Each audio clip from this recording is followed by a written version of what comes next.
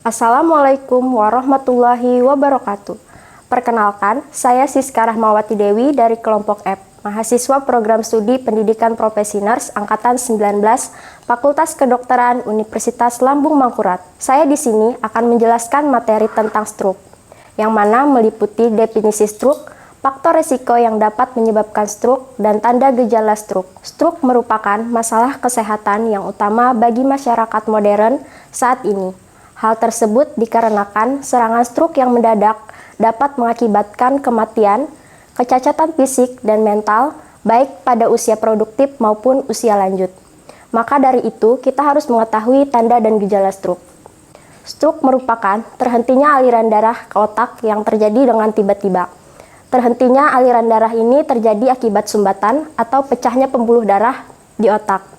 Faktor risiko yang dapat menyebabkan stroke ada dua, yaitu faktor risiko yang tidak dapat dikendalikan dan faktor risiko yang dapat dikendalikan. Yang pertama, faktor risiko yang dapat dikendalikan meliputi merokok, konsumsi minuman beralkohol, gaya hidup kurang gerak, obesitas, hipertensi, dan makanan asin, berlemak, dan daging merah. 1. Merokok. Kebiasaan merokok meningkatkan risiko stroke 50% daripada yang tidak merokok.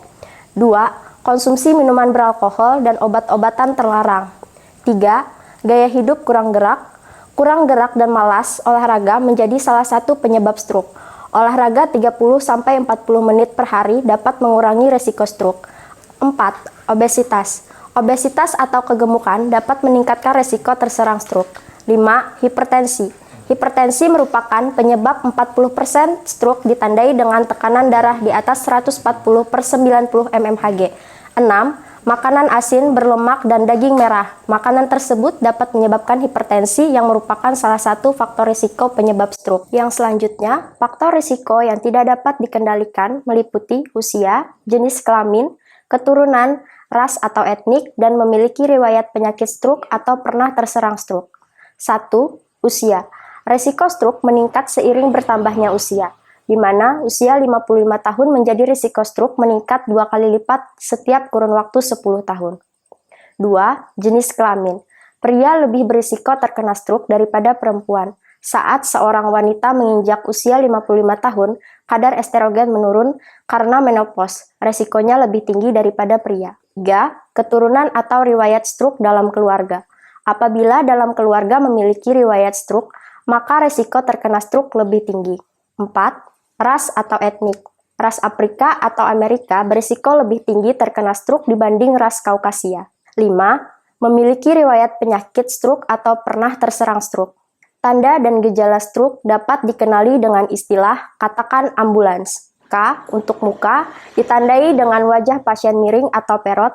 Untuk mengeceknya, yaitu dengan cara meminta pasien untuk tersenyum dan periksa apakah senyumannya miring di satu sisi. Ta. Untuk tangan, ditandai dengan lengan pasien lemah, lumpuh, dan tidak bisa digerakkan. Untuk mengeceknya dengan cara meminta pasien untuk mengangkat kedua lengan. Kan, ucapkan, ditandai dengan pasien berbicara pelo.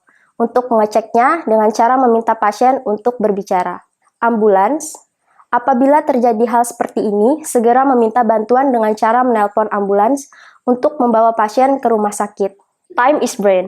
Demikian materi stroke yang saya sampaikan. Semoga dapat dipahami dan bermanfaat. Terima kasih. Wassalamualaikum warahmatullahi wabarakatuh.